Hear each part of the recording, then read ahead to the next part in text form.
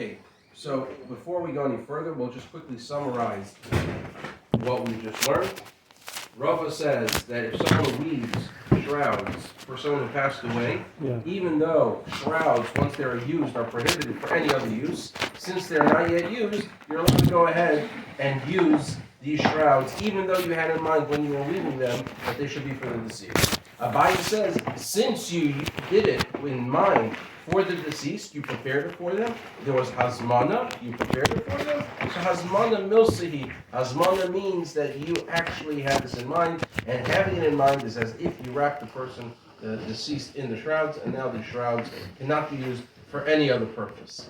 Now, just to add one extra spin onto this, we said that Abaye says that hazmana milsihi, that when you prepare something, it's as if you did what you had in mind in order, what you had in mind at the end. It's as if you did your outcome, right?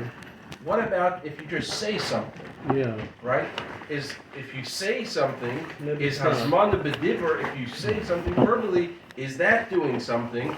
Or even Abaye would agree that hazmana b'divar, just preparing verbally, then it doesn't mean anything, because it's only, you only said something, it doesn't mean anything.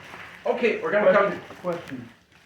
Does the kavanah of thinking that this is for this person is what makes it already done, so to speak, or is it the act of weaving it that does it? In other words, is it machshava or mice that actually endows that thing as already completed?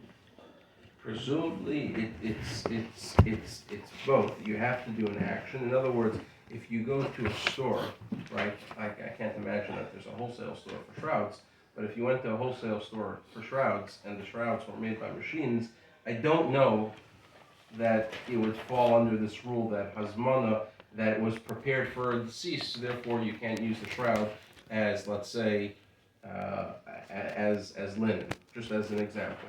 I don't think that's the case. So you have to, what you're doing has to have also intention. In the same token, just have intention. Oh yeah, I'm going to do it. That's for sure not good enough. You have to have both. Okay, so now let's go ahead and get into our siha. Aleph. In pasuk hini anechi shelech malach lefanach. In our parsha, at the end of the parsha, you have a pasuk that says, "Behold, I'm going to send my malach, my angel or my messenger, before you. And he will bring you to the place which I prepared." So this is Rashi Mefarish. Rashi right away jumps on these words, Asher hachinoisi, that I prepared. And he says, what does it mean that I prepared? Asher zamanti losses lachem, that I prepared to give you. Later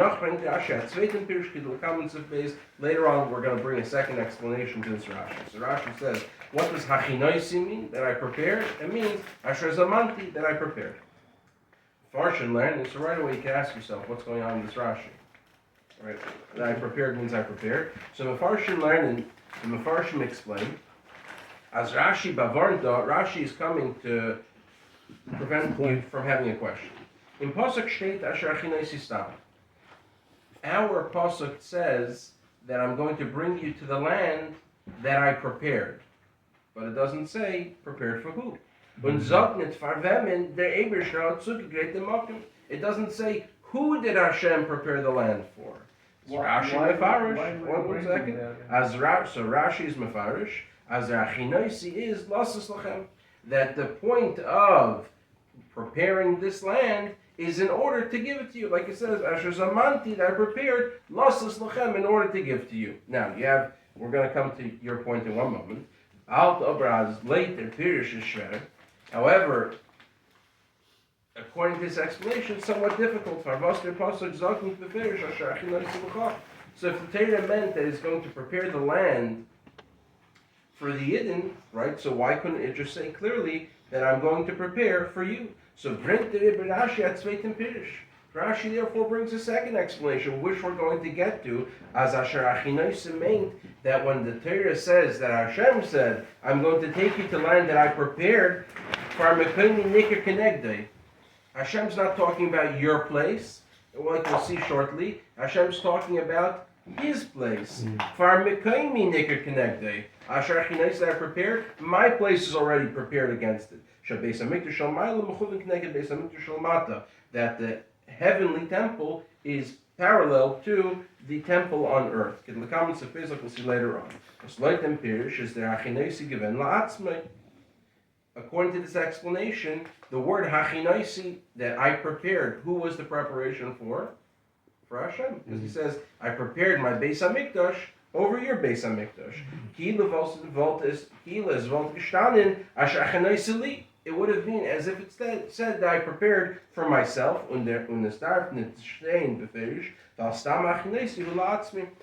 it doesn't have to say it explicitly, because if it just says I prepared, obviously means he prepared for himself. Okay, but like you just asked, their Pirish is up in Verstandig. This explanation is not understood. Val Aleph, in derech hapshat, is mulchatchila nitkin kasha, was der pasuk zanta achinois stam. According to the simple understanding of the pasuk, it's not complicated to understand why the Torah says that I prepared.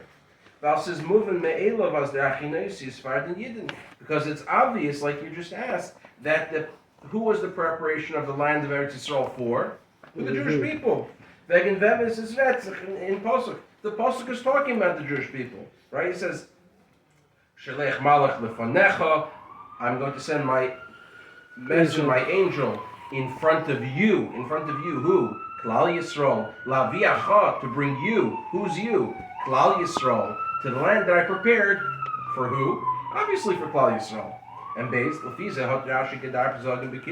according to this explanation that Rashi was bothered, who was the preparation for, he should right, and he says, who's it for? Oh, he's preparing it for the Yidden. He could have just said that very clearly, very shortly, concisely. Like the Ibn Ezra writes over here, Asher Achinaisi, it says on the words that I prepared, who for? Simple, lochem, for you. So Farvas is Rashi Aleph Mark L'Shoine Asher Zamanti Losses Lachem. Why does Rashi spend a long time spend quite a few words saying that I've prepared to give, and then finally to you? Nachmer as Meshani from Lashon Pasuk. Rashi's changing from the words of the pasuk, right? He's like we kind of observed that we said Asher Achinoisi, that we prepared. That's what the pasuk says, and Rashi says "Nutz dem Vart Zamanti." Uses the word that Zamanti, which also means in English prepared. Okay, so we're up to Siv Beis, but just to quickly recap the question, Rashi said on the word Asher Achinoisi that I prepared. It says Asher Zamanti Losses Lachem, that I prepared to give to you. So the Rebbe asked two very simple questions. Why would Rashi change from the word hachinoisi to the word zamanti? And number two, why does Rashi have to say asher zamanti losses, that I prepared to give? If Rashi was bothered by the ambiguity of who the land was being prepared for, he could have just said clearly lochem, for you, base. Afterwards, Rashi gives a second explanation. This that I said, Asher Achinoisi means Asher Zamanti Losses, that I prepared to give to you. This is the simple explanation. But the Medrash explains, Elamokim Asher Achinoisi, the place that I prepared, Kvar Mekoimi Nicker Connected. My place is already recognized parallel to it. This is one of the verses that says that the Beis Hamikdash Shel Maila, the heavenly temple, is parallel to the temple on earth. The time for Rashi is Nachamomatik Diverte Elamak Masher Chinoisi in the Zweiten Pirish. So why does Rashi quote the pasuk a second time? His movement, it's understood. L'ram is as Leut Medrashin is glattike pshat haloshin was der pshat zog was der pasuk zog elamokim.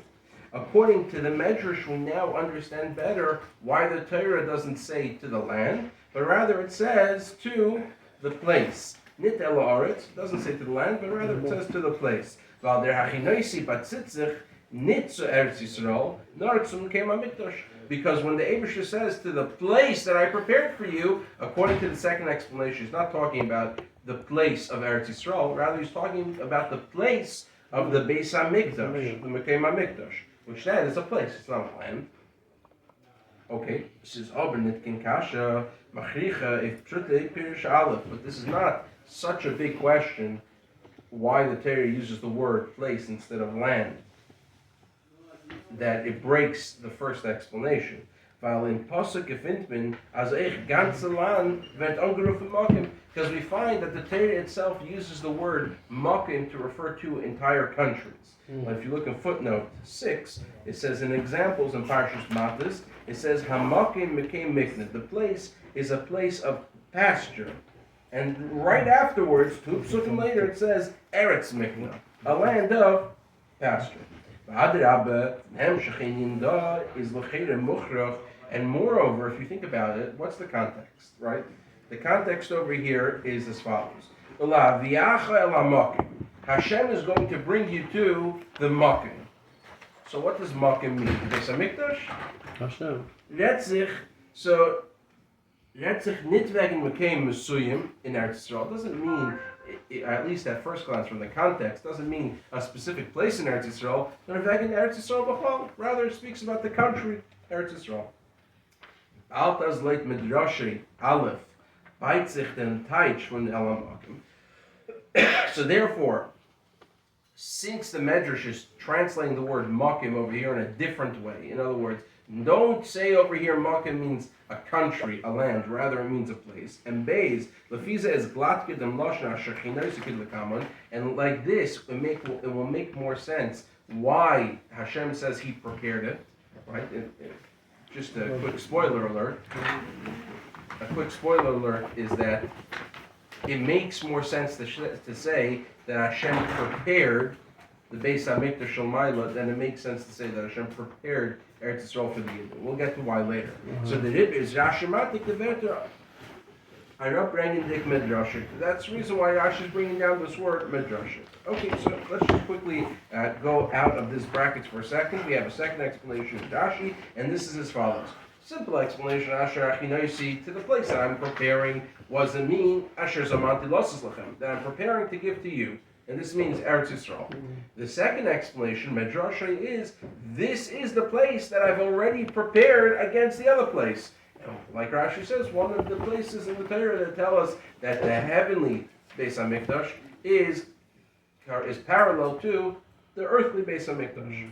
Darf aber verstehen, was Rashi is damesiv nach an Indian is echem in the Mekrosher Emrim Beis HaMikdash al Ma'ilachul.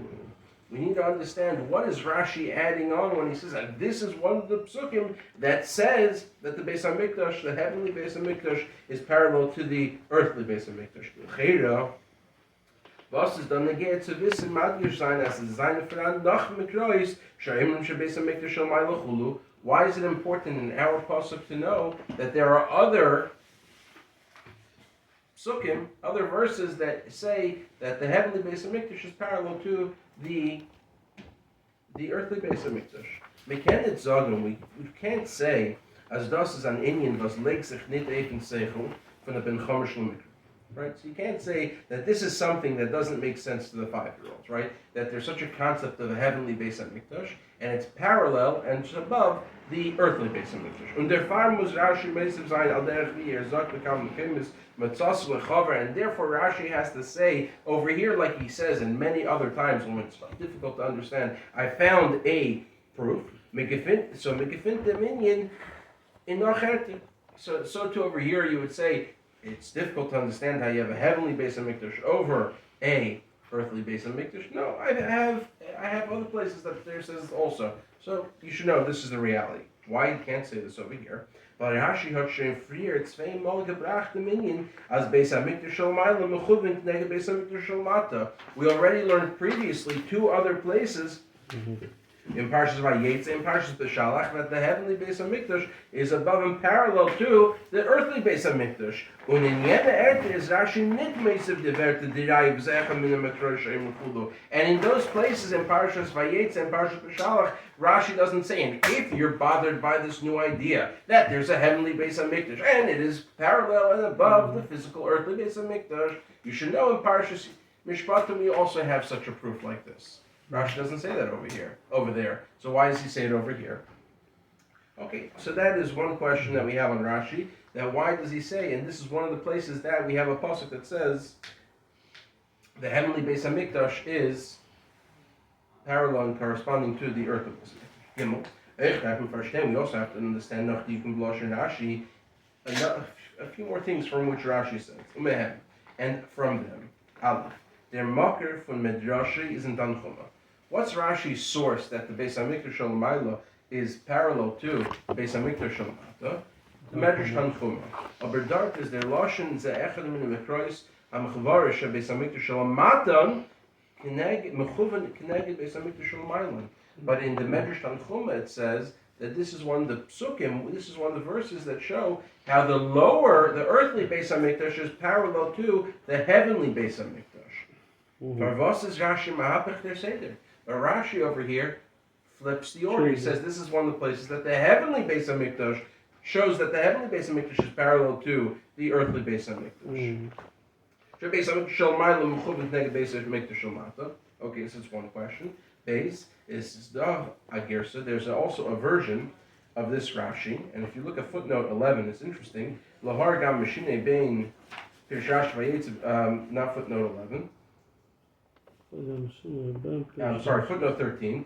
V'sheni shel Rashi, that there's a second version of Rashi, shechos malav Reb Shlomo Alkabetz, that the one who was responsible for it was Reb Shlomo Alkabetz, not from the L'chadaydi, but rather Ziknei shel Bal L'chadaydi, the L'chadaydi's grandfather, Shehag al-Yad, that it was edited according to this Reb Shlomo Alkabetz. Okay, so what does it say in the second version of this Rashi?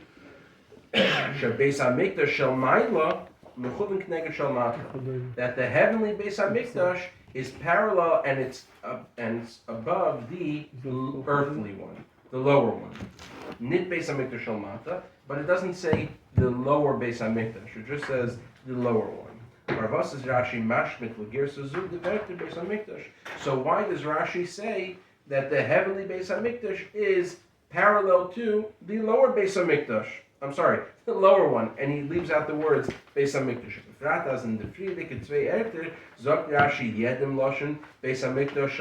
Specifically, since in the other places, namely Parshas Vayetze and Parshas Beshalach, Rashi says the heavenly Beis Hamikdash and the earthly Beis Hamikdash.